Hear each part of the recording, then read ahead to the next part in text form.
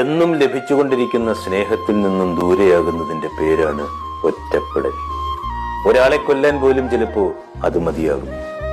ഞാൻ നിന്നെ സ്നേഹിക്കുന്നുവെന്ന് ഇടയ്ക്കിടയ്ക്ക് പറയുക, എന്നിട്ട് ഒരു ദിവസം മിണ്ടാതിരിക്കുക.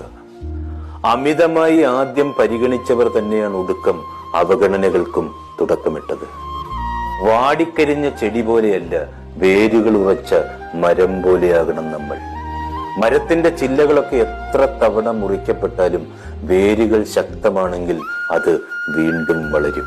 ഒറ്റയ്ക്കാവുന്നത് ഒരു തെറ്റല്ല, അതൊരു അവസരമാണ്. അത് വലിയ അനുഗ്രഹമാക്കി മാറ്റണം. ഈ പ്രതീക്ഷകളും മോഹങ്ങളുമാണ് ഏകാന്തതയിൽ പോലും നമ്മെ വേദനിപ്പിക്കുന്നത്. വേദനകൾ മണലിലെഴുതണം, അപ്പോ സന്തോഷമാകുന്ന കാറ്റ് അവ മായിച്ചു കളയും.